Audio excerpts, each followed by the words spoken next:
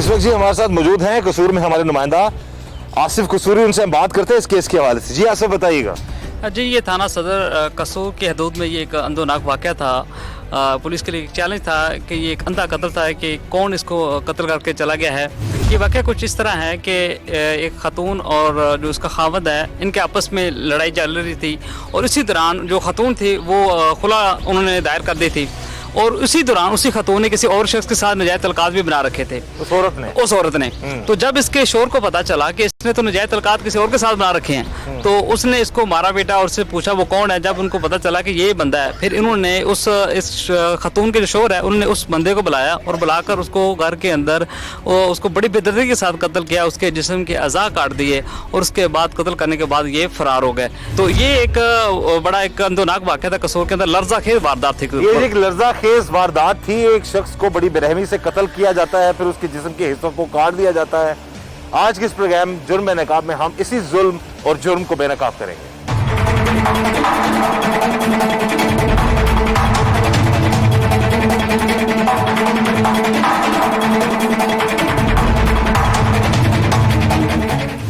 इस वक्त जी टीम जुर्म बेनकाब मौजूद है उस मुल्ज़मा के साथ जिसने अपने शोहर के साथ मिलकर एक शख्स के जिस्म के मुख्तलिफ आज़ा को काट कर उसकी जान ले ली।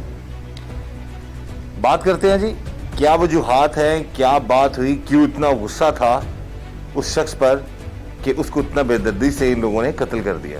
ये कौन सी है बंदा जिसनों तुसी इतना बेदर्दी नाल कत्ल कर दिता? की गल है, की वजह है, कित्थे मुलाकात हुई सी तुहाडी इस बंदे नाल?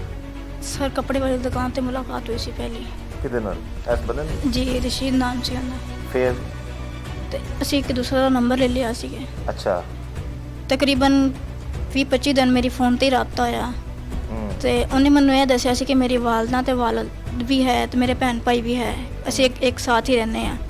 मैं अपने शोहर को उदो तलाक लैन उन्होंने को तलाक मांग रही सी ते फोन ते राबता होंदा रहा ते साडी गल ये हुई सी कि तू इस तरह कर, अपने बंदे को तलाक लैके ना ते मेरे नाल शादी कर ली। मैं उन्होंने कहा तू इदा कर, मैनू पहले अपने घर वाले ना मिला ताकि पहले तेरे घर वाले चेक करा फिर करांगे तेरी शादी। उन्हें कहा ठीक है, मैं तेन दसांगा, अम्मी अबू नाल गल कर ला, मैं तेन दसांगा। मैं कहा ठीक है। तकरीबन 3-4 दिन तो बाद उन्होंने कहा मैं अम्मी अबू नाल गल कर ली आ तो तुसी एक दफ़ा घर आके अम्मी अबू नाल गल कर लो, नाले घर देख लो आके। मैं कहा ठीक है। इत्थे गुलवारे कलोनी च उन्होंने मैनू बुलाया। जो मैं गुलवारे कलोनी घर इन्हों दे पहुंची हाँ तो वो कल्ले ही सीगे। कसूर के लाहौर? कसूर स्टील बाग। अच्छा। वो कल्ले ही सीगे तो कोल उन्होंने 2 लड़कियां बैठियां सीगियां। मैं उन्होंने पूछा तुहाडी वालदा ते वालद कित्थे आ? कहंदे कि बाहर गए जरा आंदे आ ते ये मेरियां सिस्टरां वा और ओहदियां सिस्टरां ने इसी फ्रेंड्स सी होंदियां दोनों ते असीं बैठ के चाय पीती आ। चाय तो बाद मैनू नहीं पता उन्होंने की दिता या की नहीं दिता। मैं नशे विच हो गई फुल ते उन्होंने नशे दे विच बहुत गंदी गंदी तस्वीरां बनाईयां मेरियां। बनाने तो बाद उन्होंने नहीं मैंने दसिया कि तस्वीरां मैं थोड़ियां बनाईयां। जो थोड़ी जी मैं होश विच आई ना तो मैं चलन दे काबिल होई तो मैं क्या मैं घर जाना वा। तकरीबन रात दे 9 बज गए सी। मैं जिस तरह भी होया मैं घर पहुँच गई। दोबारा उन्हें फ़ोन किया कि उन्हें दसिया कि तेरियां तस्वीरां मैं बनाईयां, अगर तू हुण नहीं ना आएंगी तो मैं तस्वीरां नेट ते चढ़ा दांगा तो तेरे शोर नूं दिखावांगा। नहीं शोर नूं ते तुसीं अगे छड्डना सी ना? हाँ जी। शोर नाल ते तुहाडे अगे मामला ठीक नहीं सन? नहीं सी। किन्ने बच्चे ने तुहाडे? मेरे बच्चे नहीं है, मेरी शादी नूं 2 साल हो 2 साल हो गए। शोर तो कोल तुसीं तलाक लेना चाह रहे थे? हाँ जी, लेकिन रहंदे ओहदे कोल ही पैसे। हाँ जी। पहला तुसीं शादीशुदा होने के बावजूद एक बंदे नाल तुहाडी गलबात शुरू हो गई, ऐसे तरह ही है? जी। फिर तुसीं ओहदे कोल नंबर भी ले लिया? जी। फिर 20-25 दिन तुसीं ओहदे नाल टैलीफोन ते गल भी करदे रहे? जी। ठीक है ना। फिर गल करन तो बाद घर भी तुसीं टुर गए, घर चले गए। अगू दी स्टोरी या तो वो बंदा जानदा या तुसीं जानदे जिस नाल ऐ होया है? जी बिल्कुल। ठीक है ना। हो सकता है तुसीं अपनी रजामंदी नाल जो भी मामलात ओहदे नाल कीते होण। किन्नी देर चलो मान लिया कि बन गई तुहाडी तस्वीरां बन गई, फिर नेट उन्हें क्या मिलिया कर मैनूं, फिर की होया? फिर तुसीं जांदे सोनू मिलन?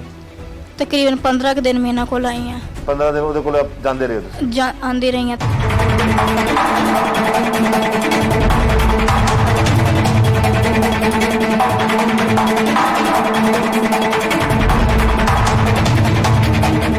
इस वक्त टीम जुर्म बेनकाब मौजूद है SHO थाना सदर कसूर सकलैन साहब के पास। उनसे हम बात करेंगे इस केस के हवाले से कि क्या मामलात है, ये जो कातिल है इसका क्या कैरेक्टर है और इसकी बीवी के क्या मामलात थे और जो मकतूल है उससे क्या दुश्मनी थी इन लोगों की।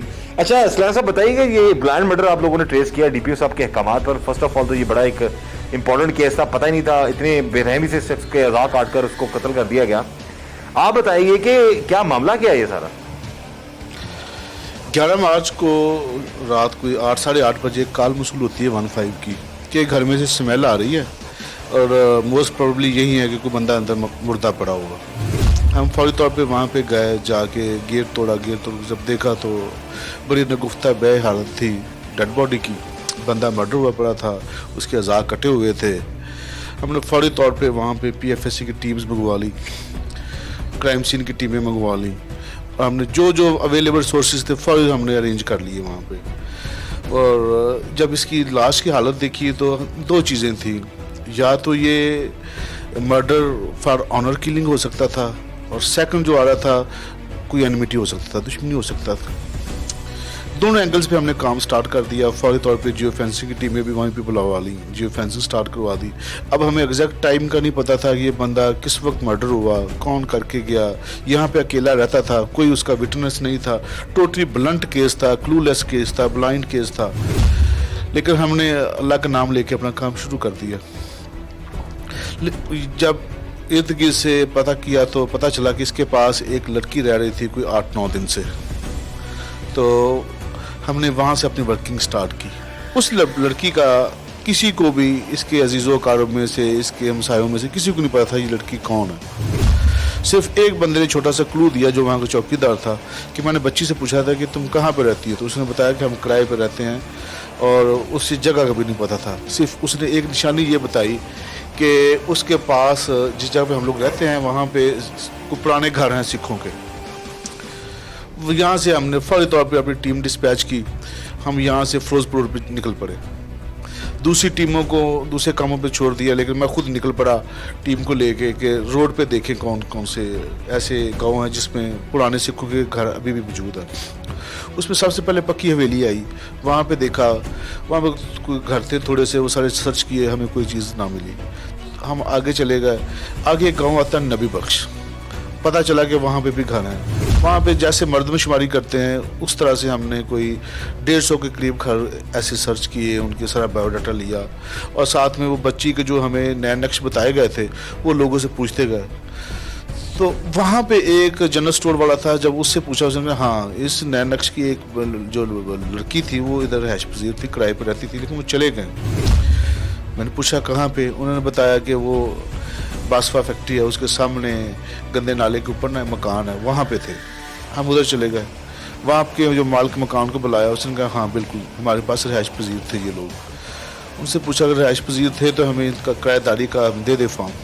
वो किराएदारी का फॉर्म जब देखा हमें उसका ID कार्ड नंबर मिल गया, उस लड़के का, आसफ का, जो अब कातिल है। उसके ID कार्ड नंबर पे जितनी भी सिमें थी वो सारी हमें निकलवा ली, उनकी CDRs फौरी मंगवाई। जियो फेंसिंग जब करवाई तो जो इसकी सिमें थी उनकी लोकेशन जैवकुआ पे आ रही थी। और सेकेंडली जो उसकी CDR ली तो उसकी जो सिमें थी उसका जो सेल था वो भी उसी जगह पे आ रहा था। हमें फिर ये शक से पक हो गया कि ये ज़रूर इसी बंदे का काम है। हमने वहाँ पे पता किया तो पता चला कि ये सामने बासफा फैक्ट्री थी, वहाँ पे टेक्सटाइल फैक्ट्री है, वहाँ पे काम करता था। उधर जाके पता किया तो उन्होंने कहा 2 माह पहले ये तो छोड़ के चला गया।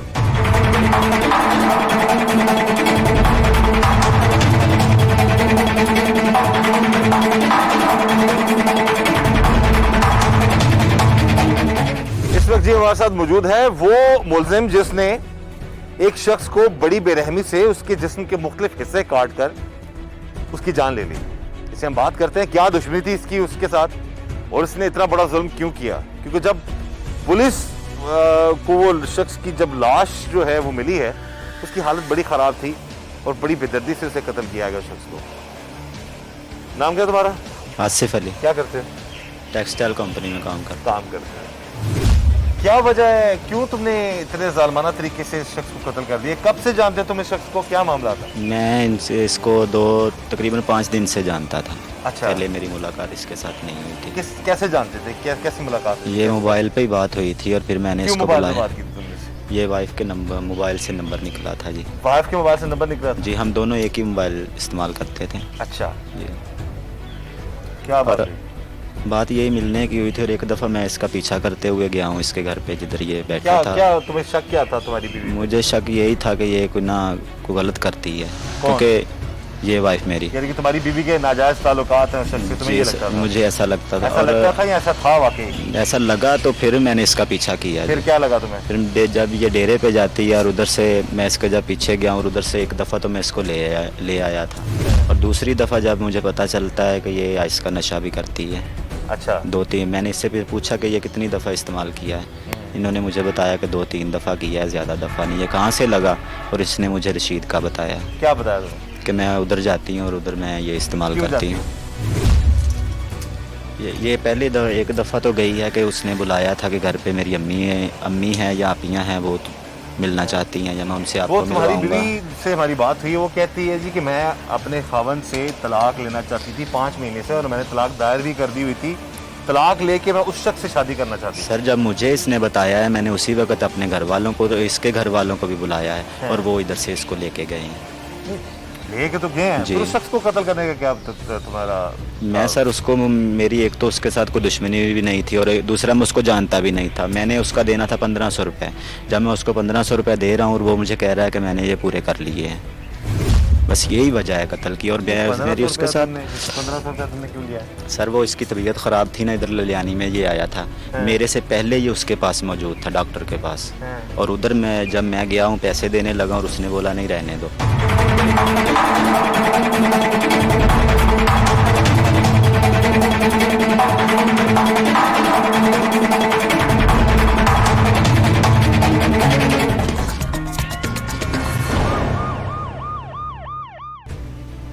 ਤੁਹਾਡੇ ਖਾਵੰਦ ਨਾਲ ਕਿਉਂ ਨਹੀਂ ਬੰਦੀ? ਉਹ ਮਾਰਦੇ ਸੀ ਮਾਰਦਾ ਸੀ, ਜੀ ਤੁਸੀਂ ਉਹਦੇ ਕੋਲ ਤਲਾਕ ਲੈ ਰਹੇ ਹੋ, ਖੁਲਾ ਤੁਸੀਂ ਦਾਇਰ ਕਰ ਦਿੱਤੀ?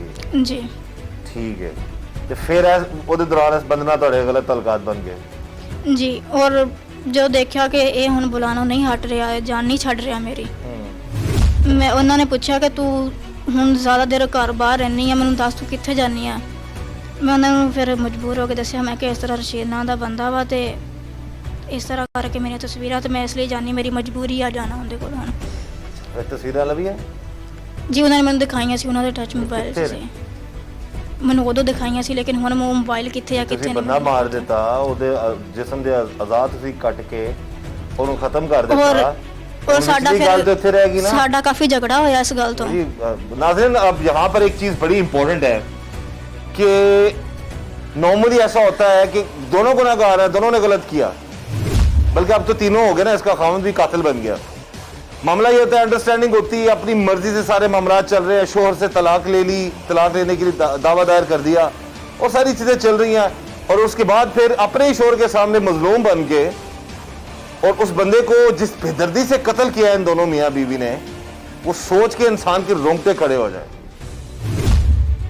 कि उसके जिस्म के मुख्तलिफ हिस्सों को काट कर उन्होंने फेंक दिया था और फिर उस शख्स को जो है उसकी जान ली इन्होंने। और अब ये स्टोरी इन्होंने बना ली अपनी कि ये तस्वीरें लिया उन्हें मेरी यहाँ ब्लैकमेल किया।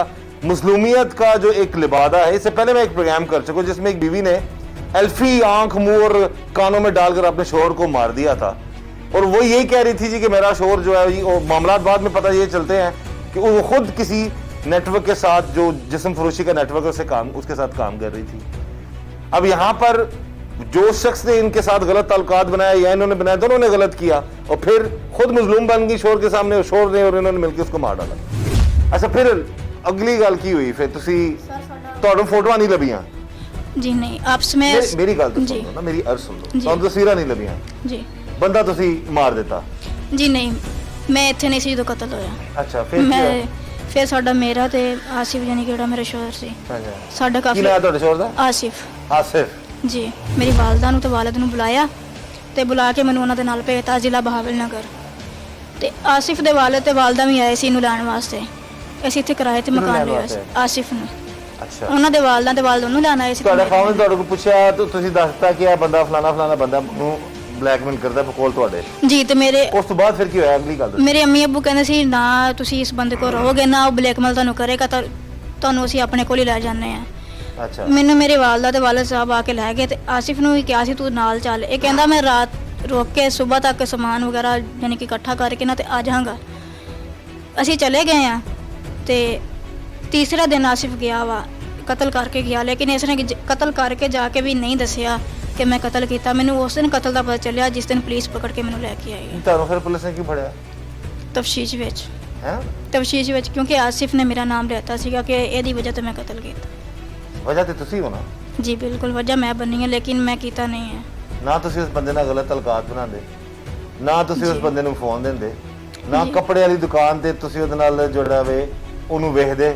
ਜੀ बाद ही फिर मजलूम ये फैक्टर है जी, दोनों लोग मर्द हो या औरत हो, अगर वो गलत काम कर रहा है तो दोनों ही गलत हैं।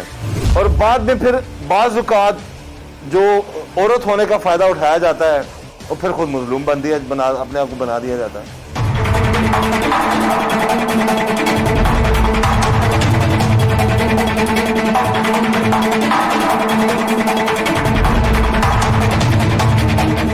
अच्छा, ये जो बंदा आपने ट्रेस किया, इसकी दुश्मनी उस शख्स के साथ क्या थी और क्यों किस वजह से इतना बेदर्दी से कत्ल भी कर दिया, फिर उसके जिस्म के हिस्से भी काट दिए? ये ऐसे था कि जो इसकी बीवी थी हिफ्सा, उसको बाजार लगता है मुस्तफाबाद ललियानी, वहाँ पे ये गई अपनी शॉपिंग के लिए, उधर ये भी गया हुआ था। वहाँ पे इनकी आपस में शनासाई हो गई मकतूल की। ठीक है। एक दूसरे को नंबर एक्सचेंज किए इनकी और बीवी पहले से गलत थी ऑलरेडी। इसके साथ उसने अफेयर्स बना लिया। ठीक है। वो अफेयर इसका फिर इतना गहरा हो गया कि उसने इधर ही रहायश रख ली और खुला के लिए उसने अपने मियाँ को कह दिया कि मुझे तलाक दे दे कि मैंने इस मकतूल से शादी करनी है। अच्छा, तो ये जो कातिल है इसका क्या किरदार है? क्या ये जानता था कि इसकी बीवी गलत है, या ये खुद भी गलत था, या बीवी से कोई गलत काम करवाता था? जी 3-4 दफ़ा ये कातिल खुद भी अपनी बीवी के साथ इधर रात स्टे करके गया, इधर रह के गया वो। यानी कि वो जानते बूझते हैं कि उसके गलत तलकात है, कि बीवी से जिस्म फरोशी तो नहीं कराता था ये सच?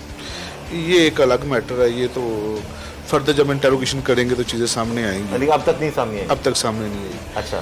हमने जब इसका आईडी कार्ड देखा तो ये ज़िला बहावलनगर की तहसील है हरुणाबाद, उससे आगे एक गाँव है मदरसा, वहाँ का रहायशी था।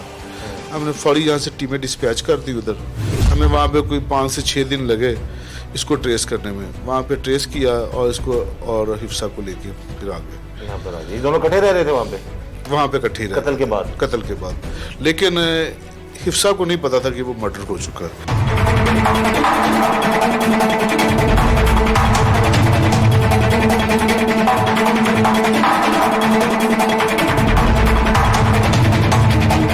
अच्छा, तुम्हारी बीवी के कितना अर्सा उसके साथ गलत ताल्लुकात चलते थे? मुझे जब पता चला है तो ये मुझे 1-1.5 माह का बताया है इसने। जी 1-1.5 महीने से इसके गलत ताल्लुकात? जी मुझे वो उसको ब्लैकमेल तो नहीं कर रहा था? ब्लैकमेल इसको वो मुझे इसने ये मैंने तुम्हें पूछा एक इससे। बार तुम्हारी बीवी ने कि तू वो ब्लैकमेल कर रहा है? जी मेरा निकाहनामा भी उसके पास है लेकिन और मेल तस्वीरें बदली से हैं। रही थी उसे? जी हाँ? मुझे ये बताया कि मुझे वो ब्लैकमेल करता कसूर है। तो फिर दोनों का हुआ ना? जी तुम्हारी बीवी का भी, और बल्कि पहले तुम्हारा कसूर है कि तुम उस पर जुल्म करते थे, सर हमने झगड़ा हुकूक पूरे नहीं करते सर थे। हमने झगड़ा किया ही नहीं, यही 1-2 हफ्ते से हमारा झगड़ा चल रहा है, वो भी जब ये मामला शुरू तुम हुआ मारते है। क्यों थे अपनी बीवी को? सर ये मैंने 1-2 दफ़ा मारा है, वो भी ये मामला होने के बाद, पहले नहीं मारता था 2-3 साल, इस 2-2.5 शख्स के साल साथ इससे पहले किसी और बंदे के साथ? नहीं हुआ? इसके साथ ही है। तो फिर तलाक क्यों चाहती थी तुमसे वो? ये इसके साथ ही शादी करना चाहती नहीं, थी, या वो ब्लैकमेल मुझे भी सर उसने यही बोला है कि अपनी बेगम को वो जो है कहती है मैं divorce इससे दे मिलने दो। से पहले तलाक जो है उसे लेना चाहती थी। 5-4 महीने पहले उसने कहा मैं तलाक दायर कर दी थी मैंने। नहीं सर मुझे तो ये हफ्ता है तकरीबन 5 दिन हुए हैं ये सब पता चला है, वही तो कह रहा वरना मैं पहले भी घर वालों को बुला के इसको घर भेज देता, वो तुमसे तलाक चाहती थी वो? लेकिन मुझे इसने नहीं बताया, मुझे सिर्फ 1 हफ्ता पहले बताया है। अच्छा, क्या तूने खुद पूछा, तूने पकड़ा, तुमने बताया? तो क्या मेरा निकाहनामा नहीं था ना जी मेरे तुम्हारी पास। बीवी ने क्या बताया तुम्हें? इसने बोला है वो रशीद के पास है, मुझे वो ब्लैकमेल करता है। अच्छा, फिर बस मुझे यही बताया, मैंने बोला चलो सही है। बीवी दूसरी को तुमने भिजवा दिया बवाल नगर? जी मैंने इसको भेजा। कत्ल करने का प्लान तुमने कब बनाया उसे? उसी दिन सुबह जिस दिन ये कत्ल हुआ है ना, हाँ। उसी दिन सुबह मैं जा रहा था सर, हाँ। लेकिन इसने मुझे वो तुमने प्लान क्या जाते बनाया? हुए यही बताया है, ये मुझे बोला कि अपनी बीवी को डिवोर्स दे दो और मुझसे पैसे ले लो, ये बिकाऊ माल है और भी मिल जाएगा। हाँ। और वैसे भी वो उसका किरदार भी अच्छा नहीं था, जिस्म फरोशी वो करता था, इस फरोशी वो करता था। तो तुम्हारी बीवी का किरदार कब ठीक था? लेकिन सर ये पहले तो ठीक सी, अभी इससे मिलने के बाद हुई है ऐसे। तुमने फिर कैसे कत्ल किया? गला दबा के कत्ल किया सर। ये हो तो वहाँ पर कौन कौन बैठा होता था? उसके डेरे पे हम दोनों ही थे, वो अकेला था और दूसरा मैं चला गया था। क्या बात हुई इसके साथ? रात को तो वो तकरीबन नशा कर रहा था और मैं दूसरे कमरे में बैठ के सिगरेट पी रहा था। अच्छा। और ऐसे ही वो पूरी रात तकरीबन उसकी नशे में ही गुजरी है। अच्छा। नशा ही करता, नशा भी करता था और इसीलिए वो सुबह जो है ना, उसने ऐसी बात मुझे की और मैंने उससे ये काम किया। उसने नशे की हालत में ये बात की? जी। तुमने फिर क्या किया? मैंने उसको पकड़ लिया और गला दबाया उसका। गला दबा दिया? जी। सुबह के टाइम? जी रात को तुम उसके डेरे पे ठहरे रहे? जी सर। इतनी फ्रैंकनेस थी तुम्हारी उसके डेरे पे रहने की? लेकिन सर मैं, हमारा इधर घर नहीं है ना, और मैंने इसको बोला कि वो तो चले गए हैं, अब सुबह जो है ना मैं भी चला जाऊंगा। रात में इसीलिए उधर रुका था और वाकई असल मैं बात सुबह जा रहा बताओ, था। क्या बात थी? तलाक तक का तुम्हें पता था, बीवी तुम भिजवा चुके थे, तलाक तुम्हें देनी थी। सर, एक उसने खुद तुम्हें कह दिया तलाक दो, मैंने उसके साथ शादी कर सर वो एक हफ्ता पहले मुझे पता चला है। पहले पता चलता, फिर कत्ल करने का क्या एकदम से? क्या गुस्सा था तुम्हें? गुस्सा उसके गलत ताल्लुकात थे उसी तुम्हारे? दिन सुबह जो है ना, पहले तो गुस्सा कम था, लेकिन जब मैं जा रहा हूँ और मैंने उससे कोई बात भी नहीं की ऐसी, और फिर वो मुझे बोल रहा है कि अपनी बेगम के जो है ना मुझसे जो पैसे लेने हैं ले लो और बीवी को डिवोर्स दे दो। हाँ। ये बात उसने मुझे की है, यही गुस्सा है सर।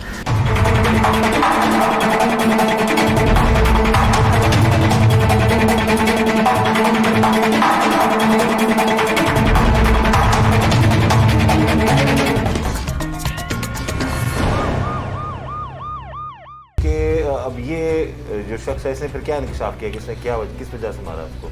अगर वो रहता भी रहा उसके साथ, फिर उसके बावजूद भी फिर उसे कत्ल कर दिया, क्या वजह हो सकती है? जो बोन ऑफ इंटेंशन थी वो तो ये थी कि हिफ्सा ने इससे डिवोर्स मांग ली थी, और डिवोर्स की जो वजह थी वो ये मकतूल था।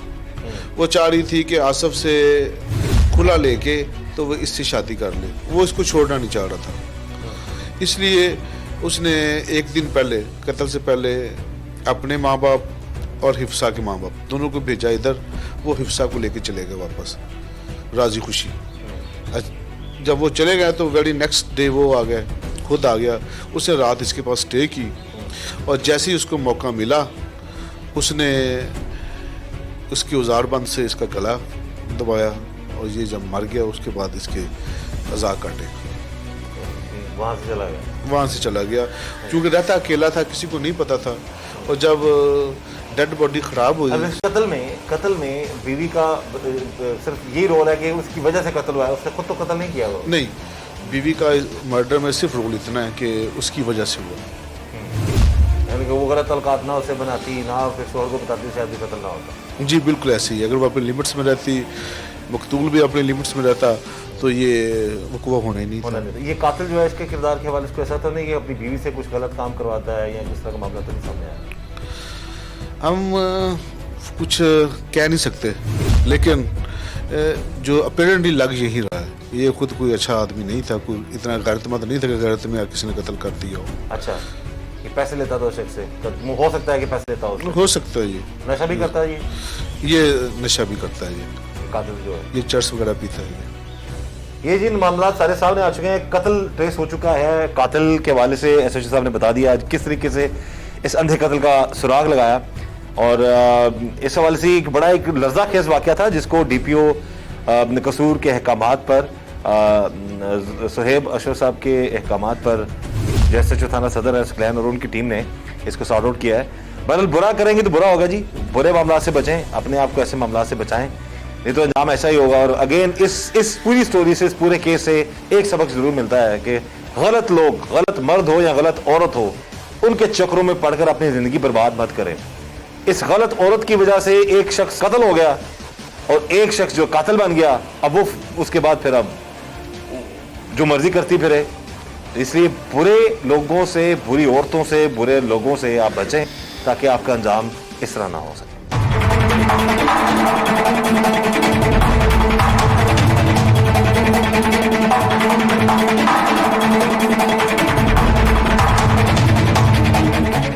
सुबह पंजाब के ज़िला कसूर का ये वाक़या है, जिसमें एक औरत की शादी एक शख्स से हुई, लेकिन उनके दरमियान ना निभ सकी, ना बन सकी और उनके घर कोई औलाद भी पैदा ना हुई। तो इस औरत ने उस शख्स से तलाक का तकाजा किया, अलहदगी हासिल करना चाहिए, मगर वो शख्स उसे तलाक नहीं दे रहा था।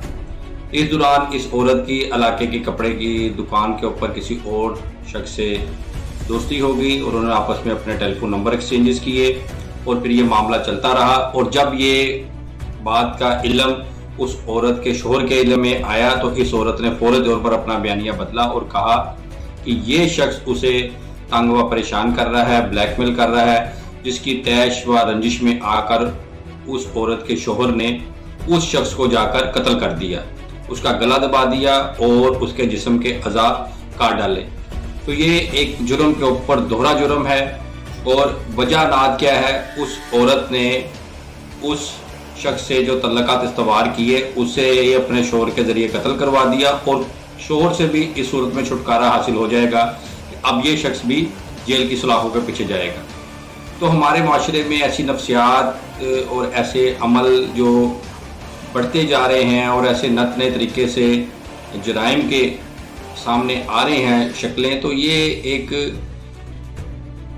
बहुत ही तशवीश वाली बात है। हमारे अरबाब इख्तियार को, पॉलिसी मेकर्स को देखना होगा कि हम अपने माशरे में जराइम की रोकथाम करने के लिए, सोसाइटी को एजुकेट करने के लिए मुस्बत और बेहतर इक़दाम करें, जिसमें जल्द और फौरी इंसाफ का पहलू सबसे अहम होगा। इसमें law enforcement agency, police, investigation इसको जितना बेहतर से बेहतर कर सकें और जल्द इंसाफ के लिए ये एक सीढ़ी का किरदार अदा करते हैं।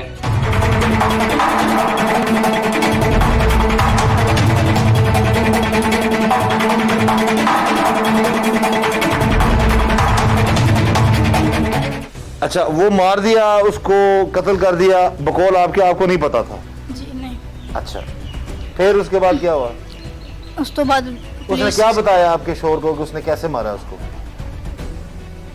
ਦੋਨਾਂ ਨੇ ਦੱਸਿਆ ਕਿ ਮੈਂ ਪਹਿਲੇ ਗਲਾ ਦਬਾਇਆ ਹੁੰਦਾ हैं, ਤੇ ਗਲਾ ਦਬਾਉਣ ਤੋਂ ਬਾਅਦ ਛੁਰੀਆਂ ਮਾਰੀਆਂ ਜਿਸਮ ਦੇ ਕਈ ਹਿੱਸਿਆਂ जिस्म दे से कट देते थे ਜੀ मुख्तलिफ हिस्से? ਉਹ ਇਹਨਾਂ ਨੇ ਨਹੀਂ ਮੈਨੂੰ ਦੱਸਿਆ, ਮੈਨੂੰ ਪੁਲਿਸ ਨੇ ਵੀਡੀਓ ਦਿਖਾਈ ਤੇ ਪੁਲਿਸ ਨੇ ਦੱਸਿਆ। ਅੱਛਾ, ਯਾਨੀ ਕਿ ਤੁਸੀਂ ਦੋਵੇਂ ਰਹਿਣਾ ਨਹੀਂ ਚਾਹੁੰਦੇ ਸੀ ਇੱਕ ਦੂਜੇ ਦੇ ਨਾਲ, ਜੀ। ਉਸ ਦੇ ਬਾਵਜੂਦ ਵੀ ਉਹਨੇ ਤੁਹਾਡੇ ਕਹਿਣ ਤੇ ਇੱਕ ਬੰਦਾ ਮਾਰਤਾ? ਮੈਂ ਨਹੀਂ ਕਿਹਾ ਇਹਨਾਂ ਨੂੰ ਕਿ ਤੁਸੀਂ ਮਾਰੋ, ਦੱਸਿਆ ਨਾ ਉਹ ਕਿ ਬਲੈਕਮੇਲ, ਉਹਨੂੰ ਕਿਸ ਤਰ੍ਹਾਂ ਪਤਾ ਲੱਗ ਗਿਆ? ਕਿਉਂਕਿ ਉਹ ਉਹਨੂੰ ਸ਼ੱਕ ਪੁੱਛਦੇ ਪੈ ਗਿਆ ਹੋਵੇਗਾ ਤੁਹਾਡੇ? ਪੁੱਛਦੇ ਸੀ ਮੈਨੂੰ ਕਿੱਥੇ ਜਾਂਦੀ ਆ ਤੂੰ, ਔਰ ਮੈਂ ਝੂਠ ਨਹੀਂ ਬੋਲਿਆ, ਮੈਂ ਸਹੀ ਦੱਸ ਦਿੱਤਾ ਉਹਨਾਂ ਨੂੰ ਕਿ ਮੈਂ ਜਾਂਦੀ ਆ। ਔਰ ਉਹਨਾਂ ਨੂੰ ਮੈਂ ਵੀ ਕਿਹਾ ਸੀਗਾ ਕਿ ਮੈਂ ਇਸ ਵਜ੍ਹਾ ਤੋਂ ਜਾਂਦੀ ਆ ਤੇ ਹੁਣ ਮੇਰਾ ਸ਼ਾਦੀ ਦਾ ਮੈਨੂੰ ਕਹਿ ਰਿਹਾ ਵਾ ਔਰ ਮੈਂ ਤੁਹਾਡੇ ਕੋਲ ਤਲਾਕ ਲੈਣੀ ਆ। ਉਹਨਾਂ ਨੂੰ ਇਸੇ ਗੱਲ ਦਾ ਜ਼ਿਆਦਾ ਗੁੱਸਾ ਆਇਆ ਕਿ ਇਹ ਮੇਰੇ ਕੋਲ ਤਲਾਕ ਲੈ ਕੇ ਉਹਦੇ ਕੋਲ ਕਿਉਂ ਜਾ ਰਹੀ ਹੈ।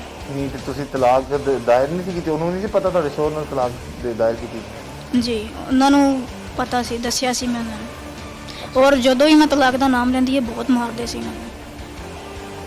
ਨਹੀਂ ਤੇ ਇੱਕ ਐਸਾ ਸ਼ੋਹਰ ਤੁਹਾਡਾ ਜਿਹਦਾ ਤੁਹਾਨੂੰ ਮਾਰਦਾ ਵੀ ਹੈ, ਤੁਹਾਡੇ ਤੇ ਸ਼ੱਕ ਵੀ ਕਰਦਾ ਹੈ, ਤੇ ਫਿਰ ਤੁਸੀਂ ਉਸ ਪਾਸੇ ਲੱਗੇ ਕਿਉਂ? ਟੈਲੀਫੋਨ ਨੰਬਰ ਤੁਸੀਂ ਕਿਉਂ ਲਿਆ? ਤੁਸੀਂ ਉਹਦੇ ਨਾਲ ਕੱਪੜੇ ਵਾਲੀ ਦੁਕਾਨ ਤੇ ਮੁਲਾਕਾਤ ਕਿਉਂ ਕੀਤੀ ਜਿਹਨੂੰ ਮਾਰਤਾ ਜੀ? ਸਾਰੇ ਇਹਦੇ ਕੋਲੋਂ ਪਹਿਲਾਂ ਹੀ ਤਲਾਕ ਲੈ ਰਹੀ ਸੀ।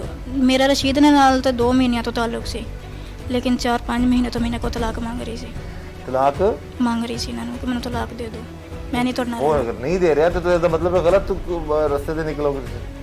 ਔਰ ਤੁਹਾਡੇ ਇਸ ਗੁਨਾਹ ਦੀ ਵਜ੍ਹਾ ਨਾਲ, ਗਲਤੀ ਦੀ ਵਜ੍ਹਾ ਨਾਲ ਉਹ ਬੰਦਾ ਵੀ ਗਿਆ ਤੇ ਹੁਣ ਤੁਸੀਂ ਤੁਹਾਨੂੰ ਸ਼ਾਮਿਲ ਕੀਤਾ ਤੁਹਾਡੇ ਖਾਵਨ ਨੇ ਕਤਲ ਵਿੱਚ, ਤੇ ਤੁਸੀਂ ਹੁਣ ਕੀ ਕਹੋਗੇ ਇਸ ਬਾਰੇ 'ਚ? ਉਹ ਤਾਂ ਕਹਿੰਦਾ ਜੀ ਇਹ ਨਾਲ ਮੇਰੇ ਗਈ, ਇਹਨੇ ਫੜ ਕੇ ਸਾਰਾ ਕੁਝ ਕੀਤਾ। ਨਹੀਂ ਸਰ, ਗਲਤੀ ਮੇਰੀ ਹੈ ਕਿ ਮੇਰੀ ਵਜ੍ਹਾ ਤੋਂ ਬੰਦਾ ਕਤਲ ਹੋ ਗਿਆ। ਇਹ ਗਲਤੀ ਹੈ ਕਿ ਗੁਨਾਹ ਹੈ? ਬਹੁਤ ਵੱਡਾ ਜ਼ੁਲਮ ਗੁਨਾਹ ਹੈ।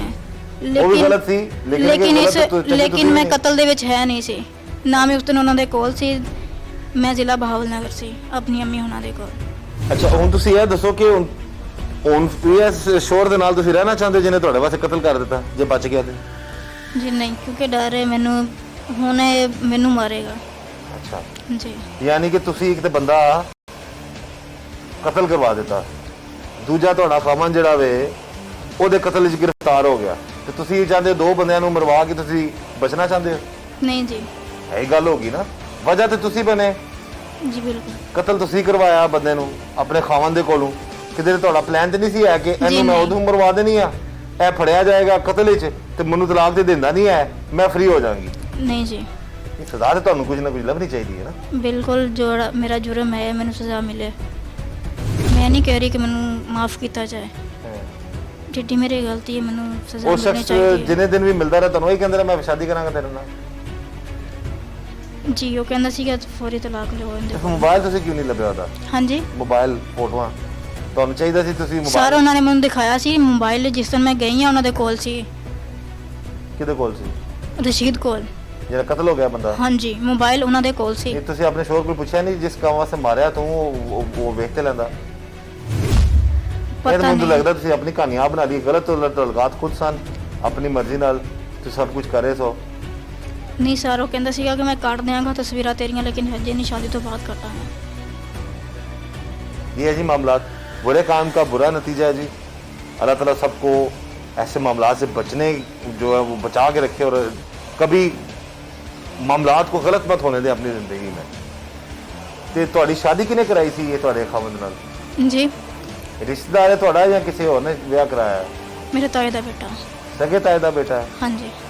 ਤੇ ਮਾਰਦਾ ਸੀ, ਤਲਾਕ ਨਹੀਂ ਸੀ ਦਿੰਦਾ ਤੇ ਤਾਇਆ ਬੋਲ ਤੁਸੀਂ ਤਾਇਆ ਜੀ ਨੂੰ ਕਹਿ ਦਿੰਦੇ, ਆਪਣੇ ਅਸੀਂ ਘਰ ਵਾਲਿਆਂ ਉਹਨਾਂ ਨੂੰ ਦੱਸਦੇ, ਤੁਸੀਂ ਤਾਂ ਆਪਣੇ ਹੀ ਸਾਰੇ ਮਾਮਲਾਤ ਗਲਤ ਕਰ ਲਏ। ਜੀ ਆਸਿਫ ਦਾ ਉਹਨਾਂ ਦਾ ਆਪਣੇ ਘਰ ਵਾਲੇ ਨਾਲ ਝਗੜਾ ਹੋਇਆ ਹੋਇਆ ਸੀਗਾ, ਬੋਲਦੇ ਚੱਲਦੇ ਨਹੀਂ ਸੀ। ਕਿਹਦਾ? ਆਸਿਫ ਦਾ। ਤੇ ਬੋਲਦੇ ਚੱਲਦੇ ਨਹੀਂ ਸੀ, ਅਸੀਂ ਇੱਥੇ ਅਲੱਗ ਰਹਿ ਰਹੇ ਸੀਗੇ, ਉਹ ਜ਼ਿਲ੍ਹਾ ਬਹਾਵਲਨਗਰ ਰਹਿ ਰਹੇ ਸੀ। ਉਹ ਕਿੱਥੇ ਰਹਿੰਦਾ ਸੀ? ਜ਼ਿਲ੍ਹਾ ਬਹਾਵਲਨਗਰ। ਕੌਣ? ਆਸਿਫ ਦੇ ਅੰਮੀ ਅੱਬੂ ਆਸਿਫ? ਮੇਰੇ ਤਾਇਆ थे। ਅੱਛਾ, ਕਿਤੇ ਆਸਿਫ ਦੇ ਮੀ ਭਾਵਲ ਨਗਰ ਰਹਿੰਦੇ ਸਨ। ਜੀ, ਤੁਹਾਡੇ ਵਾਲਦਨ ਕਿੱਥੇ ਰਹਿੰਦੇ ਨੇ? ਉਹ ਮੇਰੇ ਵਾਲਦਨ ਵੀ ਉੱਥੇ ਨਾਲ ਹੀ ਘਰ ਹੈ। ਇੱਥੇ ਜਿੱਥੇ ਰਹਿੰਦੇ ਹੋ ਤੁਸੀਂ? ਹਾਂਜੀ, ਉਹਨਾਂ ਨੇ ਮੈਂ ਕਈ ਦਫਾ ਆਪਣੀ ਅਲਾਦਗੀ ਦਾ ਕਿਹਾ, ਲੇਕਿਨ ਰਜ਼ਾਮੰਦ ਨਹੀਂ ਸੀ ਹੁੰਦੇ। ਉਹ ਕਹਿੰਦੇ ਸੀ ਕਿ ਜਿਸ ਤਰ੍ਹਾਂ ਵੀ ਇਹ ਰਹਿਣੀ ਹੈ ਤੂੰ ਇਹਦੇ ਨਾਲ ਹੀ ਰਹਿਣਾ। ਉਹ ਤਲਾਕ ਲੈਣ ਦੇ ਵਿੱਚ ਹੱਕ ਵਿੱਚ ਨਹੀਂ ਸੀ। ਹਾਂ, ਤੇ ਫਿਰ ਤੁਹਾਡੇ ਘਰ ਵਾਲੇ ਤਲਾਕ ਲੈਣ ਦੇ ਹੱਕ ਵਿੱਚ ਨਹੀਂ ਸੀ ਹੈ। ਤੁਹਾਡਾ ਖਾਵਨ ਤੁਹਾਨੂੰ ਮਾਰਦਾ ਸੀ, ਹੋ ਸਕਦਾ ਤੁਹਾਨੂੰ ਸ਼ੱਕ ਕਰਦਾ ਹੋਇਆ ਹੋ, ਉਹ ਤੁਸੀਂ ਫਿਰ ਵਾਕਈ ਕਰਕੇ ਵਹਾਤਾ ਜੀ ਗਲਤ, ਤੁਸੀਂ ਗਲਤ ਰਸਤੇ ਤੇ ਚੱਲ ਪਏ ਹੋ। ਨਹੀਂ ਸਰ, ਉਦੋਂ ਮੇਰੀ ਕੋਈ ਐਸੀ ਵੈਸੀ ਗੱਲ ਨਹੀਂ ਸੀ ਕਿ ਮੈਂ ਵੈਸੇ ਹੀ ਆਪਣੇ ਘਰ ਥੋੜੀ ਦੇਰ ਗੱਲ ਕਰ ਲੈਂਦੀ ਸੀ ਤੇ ਨਹੀਂ ਸੀ ਕਰਨ ਦਿੰਦੇ ਹੁੰਦੇ ਮੇਰੀ ਅੰਮੀ ਨਾਲ, ਮੇਰੇ ਸਿਸਟਰ ਨਾਲ। तो ऐसे कल झगड़ा हो जाता, मारते सी बहुत ज़्यादा। ये जी ये मामलात हैं जी, हम गुजारिश करेंगे तमाम नाज़रीन से, खुदा रहा आप लोग रहम करें अपने आप पे, गलत रस्तों पे मत चलें, गलत मामलात मत होने दें ज़िंदगी में। अब ये खुद बता रही हैं जी कि अपने शोहर से वैसे तंग थी, ये 3-4-5 महीने से तलाक मांग रही हैं। बीच में ये जनाब ये मकतूल जो बीच में आ जाता है, उससे इनकी दोस्ती हो जाती है, फिर नंबर एक्सचेंज होते हैं, फिर बातें होती है। कसूर दोनों का ही है, मकतूल का भी गुनाह है, कसूर है, लेकिन उससे बड़ा मामला ये हो गया जी कि मार दिया, जिस बेदर्दी से मारा गया है वो रोंगटे खड़े हो जाते हैं इंसान के। बहरहाल गलत रास्ता अपनाएंगे तो गलत होगा। खुदा ऐसे गलत रास्तों से, अपने आप को ऐसे मामलात से, माजरत के साथ ऐसी औरतों से, ऐसे गलत रिश्तों से अपने आप को बचाएं।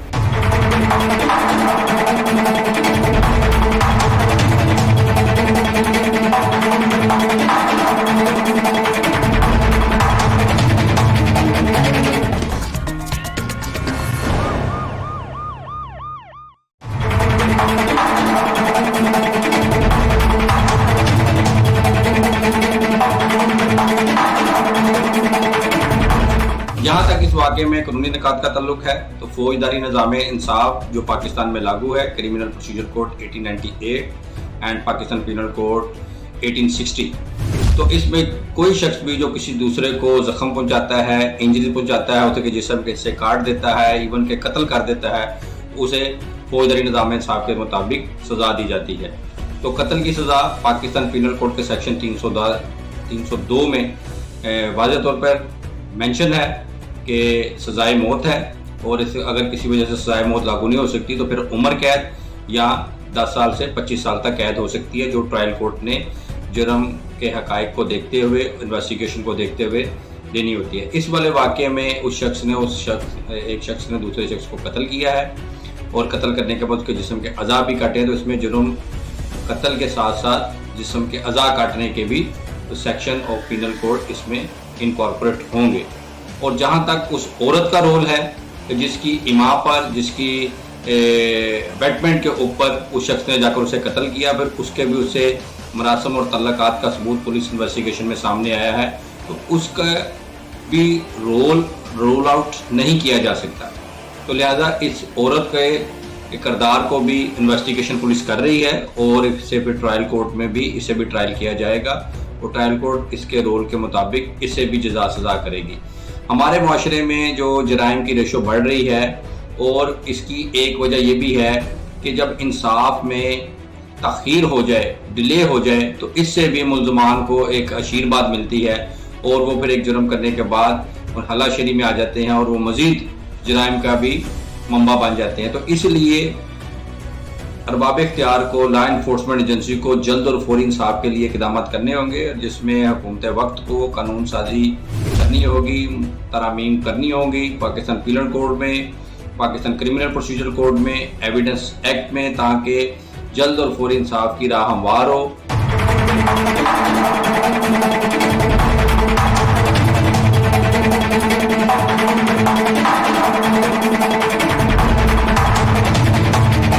गलत दबाने के बाद तुमने क्या किया? और वैसे भी उसका मेरा मुकाबला भी नहीं था, वो ऊपर लेवल के हैं, मैं तो गरीब आदमी था, मैंने उससे ना मेरा उसका झगड़ा था उससे, ना कोई दुश्मनी। तुमने जो काम किया वो तो दुश्मनों से बढ़ के किया ना, वो मार दिया तुमने उसको, गला दबा के मारा कि आज़ा उसके जिस्म के आज़ा काट दिए? नहीं, गला दबा के मारा है सर। उसके बाद तुमने क्या किया? ये मैंने वही किया, छुरी के साथ उसका काट दिया सर। के आज़ा काट दिए उसके? जी सर। हाँ? जी। उसके बाद फिर? उसके बाद मैं घर चला गया। चले जी। अब क्या कहोगे तुम? उसकी कत्ल तुमने किया, मामलात ये थे कि तुम्हारे घरेलू हालात ठीक नहीं थे, मामलात नहीं थे बीवी के साथ ठीक, सर मैं बीवी तुम्हारी तलाक लेना चाहती थी, वो किसी और के साथ गलत मामला था, उसके बाद फिर तुमने ये मामला। जी यहाँ पर जरूर मैं एक बात करना चाहूँगा कि इसने कत्ल किया, ये कह रहा गुस्से में आकर किया, डेफिनेटली गुस्से में आके इस तरह के मामलात होते हैं। ये पहले से इनके मामला ठीक नहीं थे मियाँ बीवी के, तो वो तलाक चाहती थी, इसने फिर बीवी ने किसी और से ताल्लुकात बना लिए। अब गलती, कसूर, गुनाह तीनों का है, लेकिन ज़्यादा कसूर उस बीवी का भी है जिसने शोहर के होते हुए किसी और के साथ गलत ताल्लुकात बनाए। फिर उस शख्स का जो मकतूल है, अगर जो ये बातें कर रहे हैं दोनों मुल्ज़मान, तो अगर वो बात दुरुस्त है तो डेफिनेटली फिर वो भी गुनाहगार था, वो भी गलत था। लेकिन जो कुछ भी हुआ है, ये इसका जो एक लुबे जो इसका नतीजा निकलता है ये है कि गलत रास्ते पर चलने से अपने आप को बचाएं।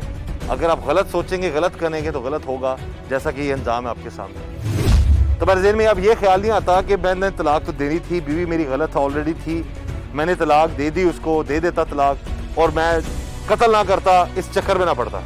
ये ख्याल नहीं आता सर? इस बात का मुझे अफसोस है भी और नहीं भी है। अगर वो अच्छा इंसान होता तो मैं वाकई इसको तलाक दे के उसके हवाले कर देता। हाँ। सही है। और दूसरे नंबर पे बात ये है कि वो सिर्फ मेरी ज़िंदगी नहीं, वो औरों की ज़िंदगियों से भी खेल रहा था। तुम खुद क्या करते हो? नशा तो नहीं करते? नहीं सर, मैं खाली सिगरेट पीता हूँ सिर्फ। खाली सिगरेट? जी। अच्छा, फिर बस यही वजह, अगर अच्छा इंसान होता तो मैं वाकई इसको छोड़ के खुद चला जाता, ये नहीं जाती। तुम्हारी भी तुमसे तलाक क्यों लेती? लेकिन सर ये मामला मुझे मेरे सामने सिर्फ एक हफ्ते से आया है, और जैसे ही आया मैंने घर वालों को बुलाया, इसको भेज दिया मैंने। तलाक दे दी थी तुमने? नहीं दी। अभी भी तलाक नहीं दी? नहीं सर। अब क्या मामला आता है? अब तुम उसके कत्ल में अंदर चले जाओगे जी, तो जब तुम्हारी बीवी है जी, क्या तुम्हें इस चीज़ की गारंटी है कि वो बाद में किसी और के साथ गलत ताल्लुकात नहीं सर, गारंटी तो पहले भी नहीं थी, अब भी फिर नहीं। क्यों अपनी ज़िंदगी बर्बाद की? यही तो समझाने की कोशिश कर रहा हूँ कि ऐसी औरतों के चक्करों में एक बंदा तो कत्ल हो गया, तुम कातिल बन गए, जी, वो तो आज़ाद होगी दोनों से। बिल्कुल। अकल करें जी ऐसे लोग, गलत औरतों की वजह से या गलत मामलात की वजह से ये तो कातिल बन गया, इससे तलाक ले रही थी, वो तलाक ये दे नहीं रहा था, उसकी तो जान छूट गई दोनों से, उस शख्स से भी जो मकतूल है और ये कातिल है, ये और वो बच जाएगी, और इसको भी अभी कोई गारंटी नहीं बाद में क्या मामलात गलत चलेंगे। तो इसलिए गलत औरतों की वजह से माजरत के साथ अपनी जिंदगियां बर्बाद मत करें। अब ये ख्याल नहीं आता कि मैं छोड़ देता, उसको जाने देता, ना कत्ल करता। अब तो फिर अभी तो अब किस किस को कत्ल करोगे? नहीं, किसी को भी नहीं। अब नहीं भाई, तो देखो ना, तुम खुद कह रहे हो तुम्हें गारंटी नहीं है। जी सही बात। तो किस किस को मारोगे? अब मैं मैं इसके सामने होऊंगा, ना मेरे सामने होगी, ना कोई कत्ल वो तो होगा। थी नहीं, वो कौन जी? अभी नहीं थी। मामलात को इसकी वजह से ख़राब हुए ना। मैं तो कमा भी रहा था, घर पे खर्चा भी देता था, सब कुछ होता था। सैलरी मेरी वाकई कम थी, तकरीबन मैं 24,000 सैलरी लेता था, लेकिन उसमें से ये है कि हमारा रेंट, किराए का, अपना मकान का रेंट भी देते थे, ठीक है, 24,000 में हम दोनों का बिल्कुल सही चल रहा था। ये उसने तुमने कत्ल कर दिया जो तुम्हारी वफादारी नहीं है, ये तो अफसोस है। हा? ये अफसोस है। ये अफसोस। खुदा रहा अपने आप को इस तरह के लोगों की वजह से अपनी जिंदगियां बर्बाद मत करें। इस शख्स ने ऐसी बीवी के लिए कत्ल कर दिया जो ना पहले इसके साथ वफादार थी और ना ये कभी उसके साथ वफादार हो सकती थी, और अब ये उस कत्ल में अंदर जाएगा और बाहर बीवी है वो जो मर्जी करती रही। बहरहाल अगर आप गलत रास्ता अपनाएंगे, गलत सोचेंगे तो गलत होगा। अल्लाह ताला ऐसे मामलात से हर किसी को बचाए। मुझे इजाज़त दीजिए। अल्लाह।